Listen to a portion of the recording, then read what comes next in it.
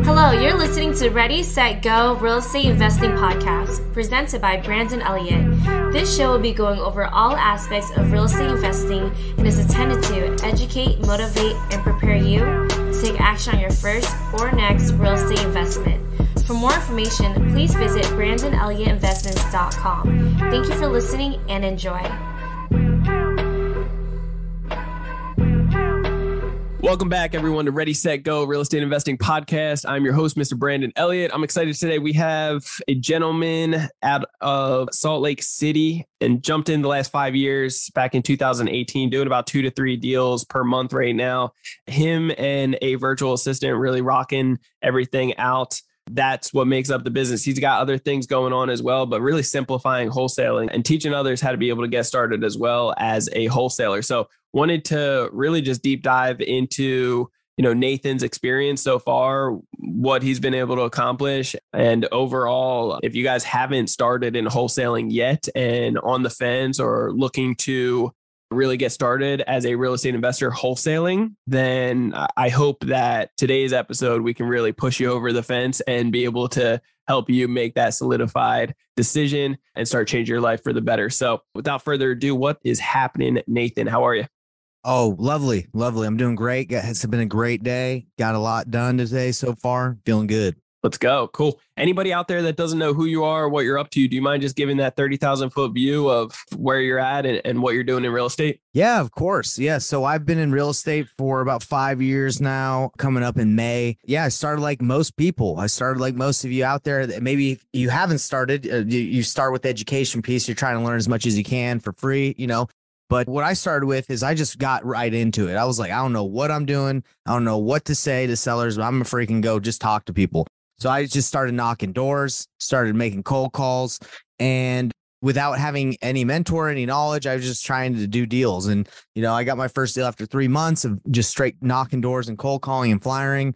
And yeah, it started like most people. They teach you, just go find a deal. Just go find a deal and you'll be able to get a buyer. That's what they tell you, right? And I was like, oh yeah, sure, let's do it. And that was kind of my experience for a long time. I was just like, hey, let me just go find deals, right? So that was kind of how I got started. And I don't want to go too much further into that, maybe later in the show. But now what I do is I teach people the right way. I'd say the painless way to get into wholesaling, not the way I started, like most people start, but I do that. And yeah, I'm from Salt Lake City, Utah, grew up in Atlanta and moved out here, got married, and just been on my real estate journey ever since. So that's kind of like who I am. And, that's how what I'm doing right now.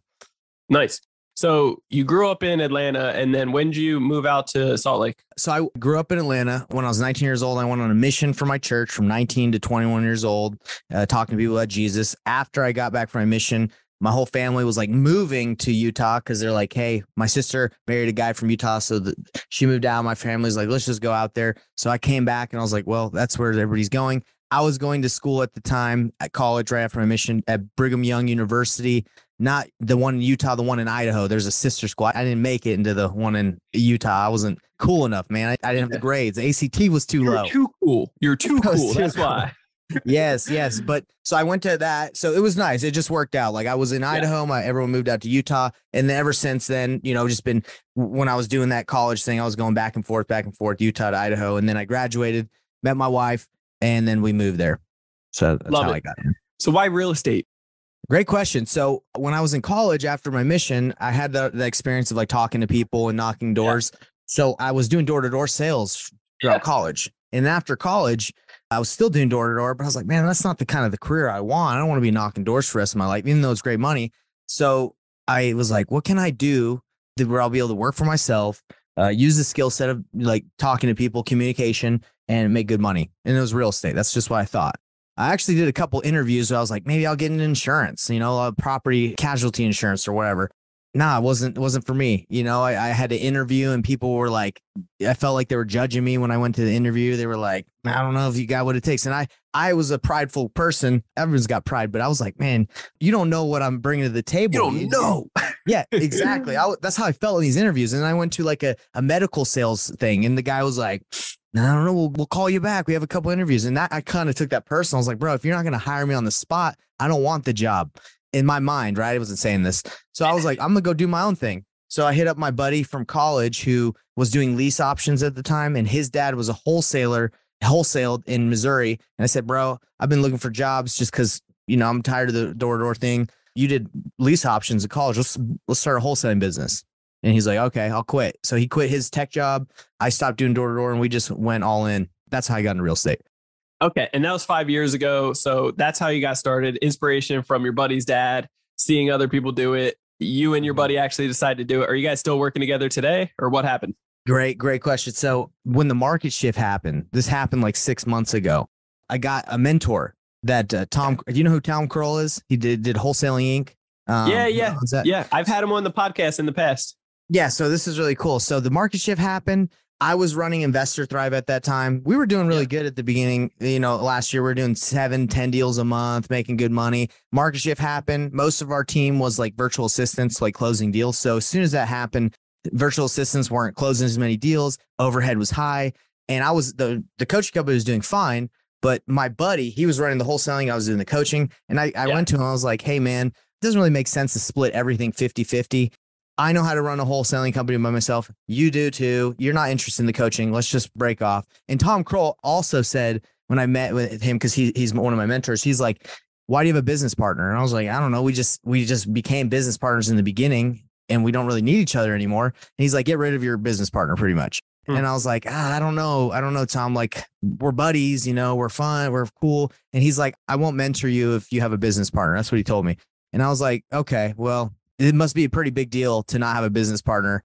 I'll just do what he said. So I talked to my buddy. He was cool with it. He was ready to kind of, after the market shift happened, he was ready to try something else because we had to scale down anyway. And I was like, okay, so we're no longer together. Thanks to Tom Kroll. Me and him are still tight. Like we're still friends. We watch UFC fights all the time when they come out and we're cool, but it's honestly way better not having a business partner. No hate on him. It wasn't his fault. It's just when you have a partner, you have to run everything by them. It takes more time. But when you're by yourself, it's like, dude, things get done quicker. Even if there might not be the right things, at least you don't have to run anything by anybody. And you don't got to split 50% of your profit either. Yeah, that's good. It's hard to find that business partner that you can actually like lock in with and you guys separate the responsibilities and be that shot caller within the disposition or acquisition and make sure that you guys have those different separations too. It's really, really hard to find that have that locked in like end vision too. So you guys are both on the same track. Okay. So it didn't work out in that aspect, all for the better. Talk to me when it comes down to Salt Lake City. I mean, the whole damn country, I know COVID and even just last year when the market did take that big, huge shift, like the whole country had a big like hold up, but man, Salt Lake City was probably the biggest out of the whole country that really got smacked around a little bit. So what? Gosh, bro. Talk to me. Talk about the nightmares for a second. What happened? Bro, we got rocked. We got straight rocked. We had some flips going and we've lost a lot of money. But you got to look at it this way. Like you made a lot and we got caught, right? We bought some properties that we were flipping right like in April, like it might have been March, April time. And then when we were done flipping them, it was like into October or when the shift happened, when the interest rates went up. So we've lost a lot of money. I lost $80K on a deal. I lost another 21 on a seller finance deal where the balloon payment was due. And that one's crazy though, because the seller didn't get out. He didn't do what he said. We're fighting that one with a notice of interest or affidavit memorandum. Like we're a lien, right? We're putting a lien on it because he didn't just say what he did. But yeah, we've lost some money and we had to actually get one and refinance out of it. And now it's a rental. And now because the market has swung back a little bit, we're selling it right now and we're probably gonna make a profit. But we had to hold on to that one. So yeah, we got rocked. And it's not me. Like, it's not like we're stupid and we had the wrong price. Properties values went from like $500,000 to like 400,000. It like dropped 100K in some areas, right? And nobody was selling, nobody was buying. It was just like one of those, that market really, it took a big, just total pulse overnight. I think the demographic here in Utah, they're pretty savvy people. I feel like they're like, oh yeah, that you're going to raise the interest rates that high. I'm just going to wait. That's just how a lot of the buyers were. I feel like they're just like, we'll see what happens. I don't need to overpay. So that's kind of what happened. And it's not me. Like I said, I talked to a lot of my buyers that I wholesale to, and they're like, bro, I just took a $80K loss. Like the other hard money lender, we had a deed in lieu one of our properties back to him, and he was cool about it. But he's like, dude, this happened to everyone here. We're having to get a lot of properties back. So that's what happens. So you have to make sure if you're going to start flipping that you really get it at a discount. So for you wholesalers out there that you send your deal out and nobody wants to buy it, these flippers aren't trying to get themselves in a bad spot, right? Because they can lose lots of money like I did, right? Yeah. So what are you doing to position yourself differently now? Because I know the market's starting to shift a little bit better and starting to reopen. Like people are like, hey, this is taking longer. I still want to buy a home. So people are starting to get back out there a little bit, but it's still tough in your area along with several others across the country. So what are you doing to kind of set yourself up for success? Well, that's kind of where Painless Wholesaling, you see InvestorThrive.com behind me. InvestorThrive is the company, but Painless Wholesaling is like the method. That's kind of like where I was able to shift my business. So what happened was I was like, man, I still want to do deals. My business partner kind of did his own thing. And I got this coaching business where I teach people how to start, right? So the starting beginning thing is pretty simple. It's the scaling that can take a lot of time. But I was like, what can I do to keep doing deals, keep making money, but not require a lot of my time? And I was like, well, dude, the fastest way that I'm able to get deals is I know what my buyers want, and I just see it on the MLS, or I see a wholesaler post it on any like Facebook group or any platform I'm a part of. And I just hit those people up and I'm like, hey, I got a buyer for that. Do you want a JV on it? Or, hey, agent, I want to make an offer on that. And I know I have a buyer. So I was like, that's the fastest way to make money, in my opinion, as a wholesaler. Is like, you're not trying to find a deal and negotiate with the seller and make them leave the house or like get okay, like emotionally that they're ready to sell. That can take months to get a seller like emotionally ready to move. So I was like, let's just go find the properties that are already for sale. That part's done. I just have to connect the end part, right? So that's what I teach people to do. And that's what I do now. It's like, I have great relationships with my buyers and hedge funds. I know what they want. So now I just look for what they want. And if I find something, then it's just like, I just tie it there. And I call it painless because like I told you guys in the beginning, like when you first start, most of the time they say, just go find a deal. They're like, hey, go find something. Like if you do, you'll be able to sell it. That's not true at all. Like just because you can find a deal does not mean someone's going to buy it. Like you got to know the right people that are going to buy it. Right. And another problem with just going to look for a deal when you don't know what you're doing is that area that you're looking at, or that seller that you're talking to, that might just be a bad area. That might be a bad street. That might be a bad neighborhood that nobody's interested in, but you just spent 3 months, 4 months trying to negotiate before you even talk to anyone about buying it, right? You're just trying to get a deal. So that's how I pivoted my business, is more buyer focused. And I believe that's like the right way to do it, period, whether you're in a hot market or a slow market. But especially now, it's like, let's talk to the people that are actually making moves and buying still. That's who we need to focus on. And so your end buyer, you're typically wholesaling to hedge funds? No, not so much hedge funds. There are some hedge funds that are buying right now, and they're not being super aggressive with their offers, but they're buying. But it's mainly like people that I've networked with in my market that I know their criteria really well. I can give them a call. They'll answer me. I'll text them. They give me an offer. That's what I mean. Like those are my buyers, like people that I've made relationships with mainly. And then when it comes down to lead generation, how are you marketing? So at the moment, there's enough deals online that I can look at. There's enough deals that are on the MLS. There's enough deals that I get from students or other wholesalers. And I get emails of other potential, like other blasts, right? And I just say, okay, that meets the criteria. That's what I mainly focus on. And that's free lead gen, right? That's free marketing. If I don't do this, but if I wanted to like do more, I would basically just do a cold calling campaign to specific criteria or areas where my buyers are. But I don't have to do that at the moment. And this is another thing, like when I told you 2 to 3 deals, sometimes it's 1, sometimes it's 0, depending on the month, right? It just takes, what does it say? Depends on when it's going to close. But the reason why I think this model is better for me is because when I was doing 7 to 10 deals a month, yeah, that's cool. That's a lot, right? In some months it was even more, the average. But at the end of everything, you have your marketing spend, you have your overhead, you have your employees, you got all these expenses, and then you got to split it 50% with a partner. You don't really get as much as you think you do. We had like a $208,000 month, which you guys think is sweet, right? But it's like, well, hey, there was actually a lot of marketing that led up to get to that point, right? And expenses. So for me, when I make $10,000 or $30,000 right now off of one deal, that's like all my money. Like I get to keep like 95% of that, other than paying for like a CRM or batch leads or privy that's like $300 a month, and a VA that's inexpensive.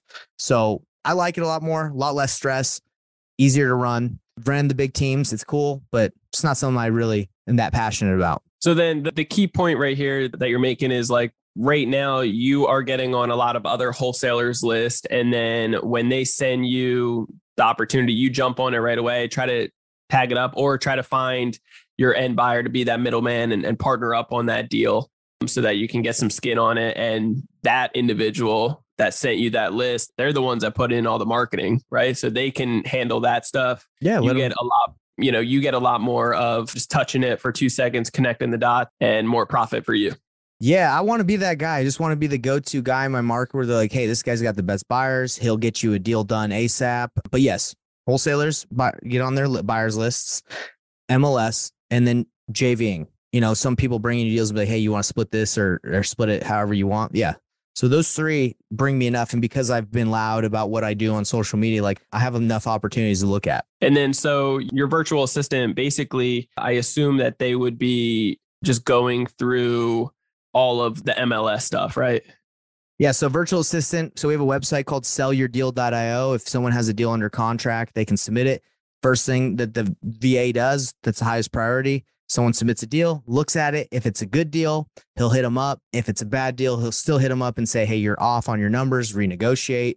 So we educate as well, right? So he does that. He also has the buying criteria of our buyers. So he hits up Facebook groups that meet that criteria, that area, and MLS. He's actually got quite a couple things he does, but his goal is to make offers. Cool. And how did you find him? I was doing a 30-day challenge about my method, like how to do it. And he was watching it. He's from Pakistan. He was just watching. I was like, dude, this guy's in Pakistan and he's watching my challenge. He's obviously a go-getter. So I just was like, hey, come work with me, because before it was just me. Yeah, cool. And then, okay, so you're not spending anything on ads, or it's really just your CRM and then the virtual assistant. Mm-hmm. Cool. And talk to me about like a couple of the deals that, most recent or what you're working on right now. Yeah. So I did a $30,000 deal. So this came through networking, right? I got the opportunity from like social media, and it was an 8-plex, and I was planning on buying it, right? So I reached out to a buddy of mine, a buyer, and I was like, hey, bro, and instead of wholesale this dude, let's buy this. Let me get like ownership on this. So he was bringing all the money, and I was going to get like 15% equity in the deal, right? Just for bringing it and not taking a wholesale fee. And I was ready to go. Interest rates shot up even higher during the time we were doing this, especially for like investment properties. So it was like 7% or 7.5. It was a lot, which made it difficult to cash flow on this property. So I was like, dang. And the guy's like, I'm out. I can't, we're not going to make any money on this. And in Utah, in expensive areas, it's like an equity play, but sometimes you don't even want to get into equity plays, especially like right now, you don't know if it's going to go down. So he was out.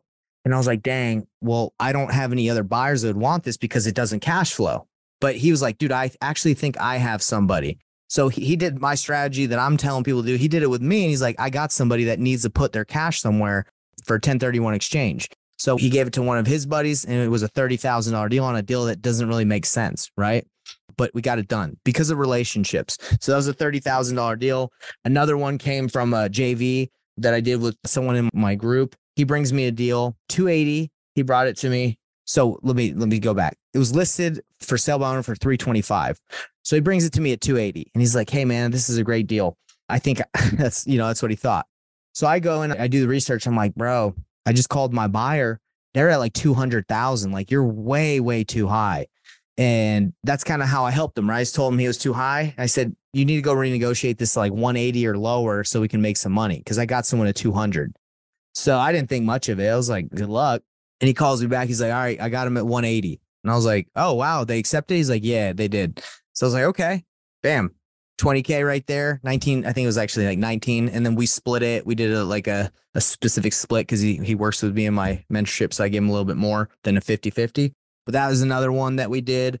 And right now I got one that's in Fort Myers that it's a creative deal that I have, and it was above retail that the seller wanted, but they're willing to take nothing down and give us a balloon. So I'm giving that to one of my buyers for equity, like ownership in the property since it's an Airbnb, and for an assignment fee. So it's just, there's a lot of ones that we've done. I mean, I can keep going if you want, but no, it's good.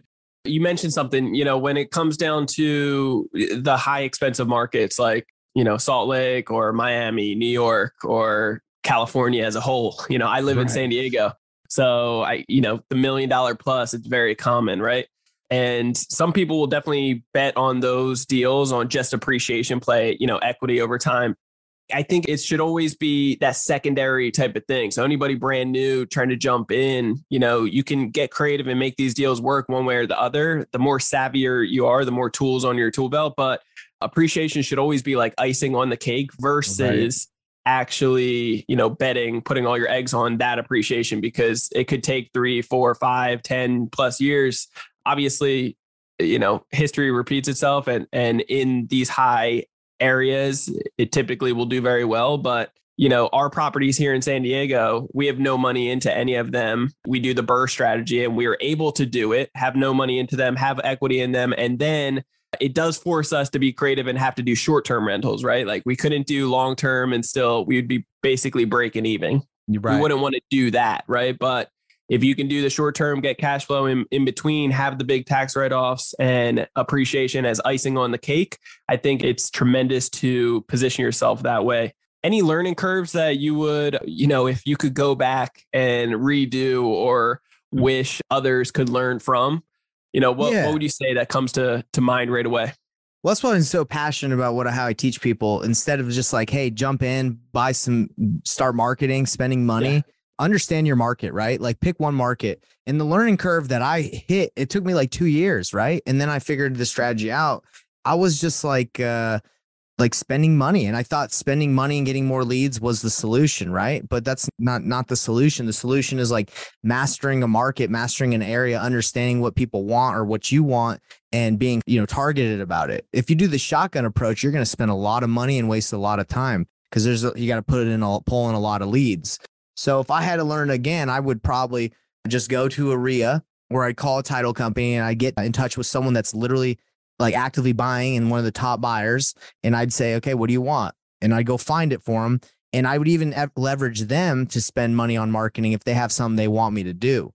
But I would just use the relationships that I'm telling you, like MLS, JV, other wholesalers deals. That's what I would do in the beginning. And that's something that wouldn't have cost me thousands of dollars in pay-per-click. I spent thousands and thousands of pay-per-click, TV commercials. We did it all. And yes, it gives you a return. But when you look at like the grand scheme of thing, like of everything, it kind of sucks if you're not specific.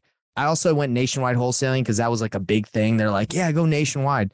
That also was a mistake in my opinion, because you can't master every market in the whole United States. You got to master your own backyard before you start, or like whatever market, but focus on one thing. I focused 3,000 miles away at first over in Ohio. I mastered that market, and then I started jumping into other markets. But there you go. Got it. Yeah. If backyard is totally okay, but you don't want to do the whole country at first. A lot of people make that mistake in the beginning, right? That's good. It is such a mistake because they think, oh, grass is greener, right? Or leads are cheaper. Yeah, leads are cheaper, right? If you do the pay-per-click nationwide strategy, but you also get a bunch of crap and you spend most of your time, let me follow up with this lead, and you follow up, you get it under contract, and you're like, oh shoot, no one's really buying in that area. Well, you just spent